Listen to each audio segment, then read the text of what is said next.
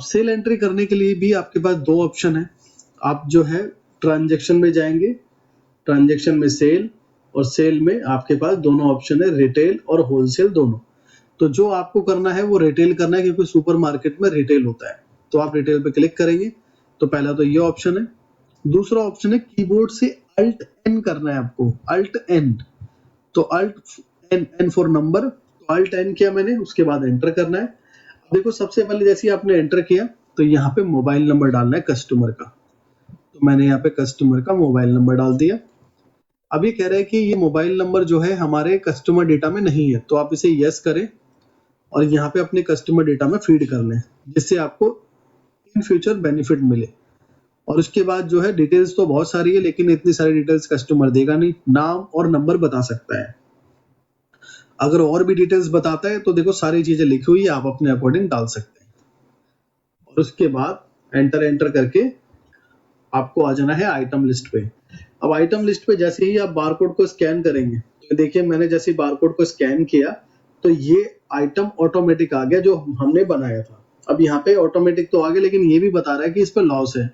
अब ये लॉस क्यों है ये भी मैं आपको बता देता हूँ कि आपको मैंने एक चीज बताया था। अब देखो मैं आइटम लिस्ट में आके ना इस पे F3 कर देता हूँ। हमने जितनी जो ये चीजें डाली थी कि मुझे 14% मार्जिन चाहिए, अब 14% मार्जिन इस पे शायद बैठ नहीं रहा, इस वजह से हमें ये लॉस बता रहा है, या फिर हमने डिस्काउंट इसको दे दिया, इस वजह से हमें लॉस बता रहा है। तो ये डिटेल्स जो आपने डाली है यहाँ पे आपको इफेक्ट नजर आएगा, जिसमें आपको अलर्टेशन हो जाएगा। तो ये आपको बेनिफिट यहाँ पे मिल सकता है। अब दोस्तों अगर हम इसे मैनुअली सेल कर रहे हैं, मैनुअली मतलब टाइपिंग करके आइटम को ढूंढ कर, मैंने एंटर किया, अब यहाँ तो आइटम डायरेक्टली आ रहा है। मान लो मैं इसको होम पे कर मतलब सबसे ऊपर कर देता हूँ। अब मैं उसे ढूंढना चाहता हूँ तो मैं सिंपली टाइपिंग करूंगा, और जो भी मैं टाइपिंग करूंगा इसके अंदर वो टाइपिंग आपको यहाँ पे दिखाई देगी, जो आप ये देख पा रहे हैं। तो बारकोड के थ्रू तो हम कर ही रहे हैं, कभी हमें मैनुअली करना पड़ेगा तो कैसे करेंगे? तो हम ऐसे ही करेंगे, पार्ले G5। अभी आ गया हमारा आइटम। अब मैंने इस पे एंटर किया और एंटर किया, फिर से एक क्वांटिटी सेल कर दी। अब 122 में हमने दो क्वांटिटी सेल कर रहे हैं हम, तो 120 बचेंगे अब हमारे पास। अब मैं ऐसे ही एक ऊपर का मतलब और कोई आइटम, ट्रायंगल, ये सारी चीजें मैं सेल कर देता हूँ। अब ऐसे कंटिन्यूसली आप सेल करते हुए जाएंगे, और लास्ट प्रोसीजर आपका वही है सेव करने का, बिल को कंट्रोल W। अब जैसे ही मैं कंट्रोल W करूंगा तो मेरे पास कस्टमर ने फोन पे दिया है, क्रेडिट कार्ड दिया है, या डेबिट कार्ड से पेमेंट करी है, किससे पेमेंट करी है, तो आप यहाँ पे बता सकते हैं। अभी तो आप फिलहाल यही समझिए कि कैसे आपको यहाँ पे कैश में बैलेंस जो डला है उसको सेव करना है। यहाँ पे आपको कीबोर्ड में एक एंड का बटन होता है, आप एंड का बटन प्रेस करके इसको सेव कर सकते हैं, या फिर आपको जो है करना है F10। अगर F10 डायरेक्ट यूज होता है तो डायरेक्ट करें, नहीं तो FN के साथ F10 यूज करें, या फिर एंड का बटन यूज करें। कीबोर्ड में एंड का बटन भी होता है। तो जैसे ही मैंने एंड का बटन प्रेस किया तो देखो मेरा बिल जनरेट हो गया। अब ये बिल मेरा यहाँ पे आ गया जो आप देख रहे हैं। अब ये बिल जो है कस्टमाइजेबल बिल है, वैसे आपका थर्मल बिल आता है 3 इंची का जो होता है। तो अब आपको इसमें सबसे पहले बिल को मॉडिफाई करने से पहले ये समझना होगा कि आपको पेटीएम, फोन पे ये कैसे ऐड करना है। अब इसको ऐड करने के लिए आपको जो है आना है मास्टर में, लेजर मास्टर, लेजर, और लेजर में आपको आना है न्यू लेजर। और यहाँ पे आप बैंक का लेजर ले लीजिए, क्योंकि आपको तो सिर्फ रिपोर्ट पर्पस चाहिए, आपको मेंटेन करना है तो बैंक ले लीजिए और यहाँ पे डाल दीजिए। जैसे मैंने डाल दिया पेटीएम, और कंट्रोल W से सेव कर दो, और फिर उसके बाद बैंक ले लो और फिर यहाँ डाल दो फोन पे, और फिर कंट्रोल W से सेव कर दो, फिर एस्केप करो, फिर टाइप करो बैंक, और फिर यहाँ डाल दो पेटीएम, फोन पे, और फिर हो गया जीपे, और फिर कंट्रोल W। अब ये 3 चीज हमने बना दी। अब हमारे बिल में कैसे आएगी? अब इसके लिए आपको मास्टर में आना है, रेट एंड डिस्काउंट मास्टर, और देखो सबसे लास्ट में ऑप्शन है मोड ऑफ पेमेंट का, आप इस पे क्लिक करें।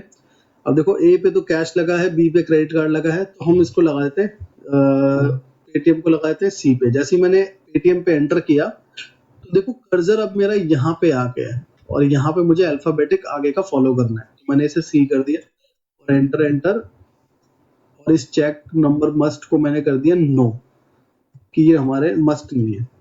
और ऐसे ही फिर मैंने जी पे को कर दिया डी, और इनके अंदर भी फिर मैंने कर दिया इसको नो, चेक मस्ट को। फिर उसके बाद फोन पे को कर दिया मैंने ई फॉर एलिफेंट, और एंटर कर करके मैंने इसको भी कर दिया नो। तो ये देखिए सारे मेरे यहाँ पे लग चुके हैं। अब मैं इसको एस्केप करता हूँ, सेव करने के लिए एस्केप है बस। हम दोबारा से एक नया बिल जनरेट करते हैं। अब देखिए मैं वही नंबर डालता हूँ जो मैंने डाला हुआ था। अब जैसे ही एंटर करूंगा तो ऑटोमेटिक इनका नाम, नंबर, एड्रेस जो भी है सारी चीजें आ जाएगी। ये होता है फर्स्ट टाइम डेटा फीड करने से। अब मैंने एंटर किया। अब देखो साइड में ना आपको एक और नया एडवांटेज मिलेगा। साइड में देखिए आप ध्यान से कि ये लास्ट टाइम कस्टमर आपके पास कब आया था और क्या लेके गया था। ये देखिए, ये लास्ट टाइम आपके पास मार्च में आया था और 2 क्वांटिटी आपका एमआरपी ये पार्ले जी का लेके गया था और एक आपके पास ट्राइज का लेके गया था। ये आपको बहुत एडवांटेज अच्छा देगा।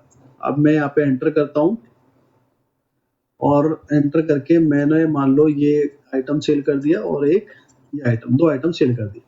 अब मैं कंट्रोल डब्ल्यू के साथ इसको सेव करता हूँ और देखिए अब यहाँ पे आपको शो हो रहा है। इसमें जो है बाय डिफॉल्ट सारा जो आइटम है वो आपके कैश में लोड हो जाएगा। अब मान लीजिए इसमें हमें कोई पार्शियल पेमेंट मिली है तो मेरे को पहले कैश पे एंटर करना होगा और कैश में मान लीजिए कस्टमर ने मुझे 200 रुपए कैश दिए और फिर मैं एंटर करूंगा। अब मुझे डिसाइडमेंट यहाँ करना है बाकी का क्या किया उसने, बाकी का पेटीएम किया तो पेटीएम में ऑटोमेटिक ये लोड हो जाएगा। लेकिन मान लीजिए कि पेटीएम 100 रुपए की है तो मैंने यहाँ 100 डाला और एंटर किया। बाकी का कहाँ किया उसने, फोन पे, तो फोन पे में 100 रुपए आ गए। उसके बाद एंटर करके फिर आपको लेफ्ट हैंड पे ही आना है बिल को सेव करने के लिए। आप लेफ्ट हैंड पे आके और यहाँ पे आपको करना है एंड का बटन प्रेस करना है या कीबोर्ड से F10 का बटन प्रेस करना है। तो जैसे ही वो करेंगे वैसे ही आपका ये बिल जनरेट हो जाएगा। और जो ये आप मल्टीपल अलग अलग मोड ऑफ पेमेंट डाल रहे हैं इसकी भी डिटेल्स रिपोर्ट आपको मिल जाएगी। कैसे मिलेगी मैं आपको पहले इसी के बारे में बताता हूँ। डेली रिपोर्ट में जाके सेल और मोड ऑफ पेमेंट पे आपको क्लिक करना है और एक्सेप्ट करना है यानी कि व्यू करना है। तो ये देखिए यहाँ पे आपको इसकी रिपोर्ट्स मिल जाएगी कि कैश कलेक्शन हमारे पे 13,000 का हुआ है, पेटीएम से 100 हुआ है और फोन पे से 100 हुआ है। तो यहाँ पे आपको रिपोर्ट मिल जाएगी। अब आपको बिल को मॉडिफाई करना है, डिलीट करना है तो ये कैसे करना है, इसके लिए आपको आना है ट्रांजेक्शन में। ट्रांजेक्शन में आने के बाद आपको सेल और सेल में आपको आना है मॉडिफाई बिल और यहाँ पे आप डेट टाइप करें कौन सी डेट का वो बिल था।